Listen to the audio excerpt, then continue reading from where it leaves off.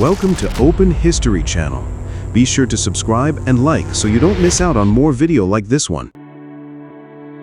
Confederate General John S. Marmaduke wore the gray uniform that defined the Southern Army. The gray wool was cheaper and easier to produce than Union blue, and the gold trim and buttons on his coat marked his high rank.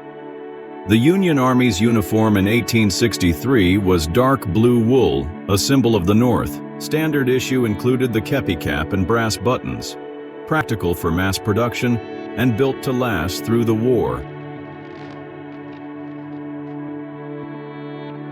American soldiers posed before departing for the Spanish-American War in 1898. Their dark blue uniforms, brass buttons, and kepi hats were practical for the tropical climate and symbolized the disciplined Northern Army. In 1917, American soldiers tested experimental armor during World War I. The olive green uniforms combined with metallic chest plates were an early attempt to protect troops from bullets while maintaining mobility on the battlefield.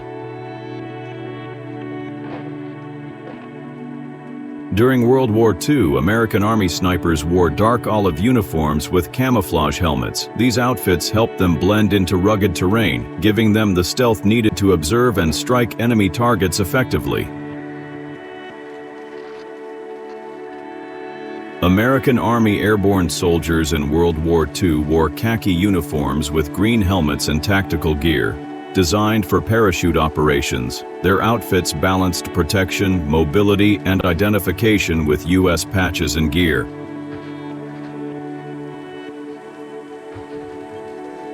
The 442nd Regiment, composed of Japanese-American soldiers in 1944, wore olive green uniforms with helmets and shoulder straps. Their attire was built for both winter conditions and battlefield mobility, reflecting their disciplined and highly decorated service.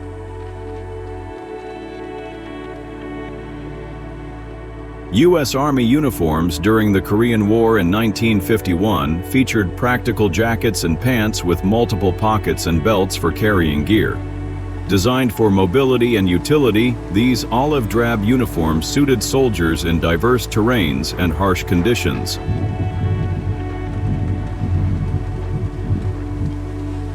American GIs in the Korean War wore olive drab uniforms and green helmets while operating in trenches. Designed for combat efficiency, these outfits allowed soldiers to carry gear and weapons effectively across rough terrain. In 1968, U.S. soldiers in Vietnam wore olive green fatigues and camouflage helmets. Designed for jungle warfare, their uniforms provided concealment, durability, and flexibility in dense, tropical environments.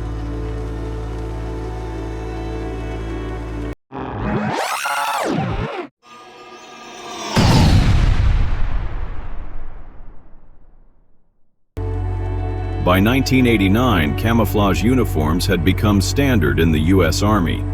During Operation Just Cause, these versatile outfits helped soldiers blend into urban and jungle environments while carrying modern gear and weapons.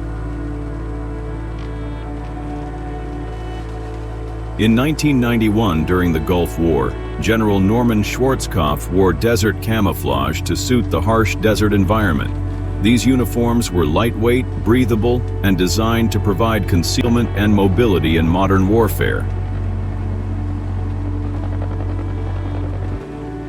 In the 2000s, U.S. Army soldiers in Afghanistan wore tactical camouflage designed for mountainous terrain. Their uniforms included vests with multiple pouches, gloves, and gear for both mobility and protection during modern combat operations. In 2004, U.S. Army soldiers in Iraq wore desert camouflage uniforms designed to blend into sandy, arid environments. These outfits included patrol caps, tactical vests, and equipment for both protection and extended operations in harsh desert conditions.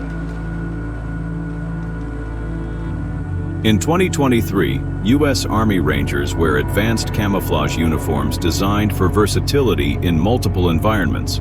Equipped with tactical helmets, night vision goggles, and modern firearms, The gear supports high mobility operations and rapid deployment.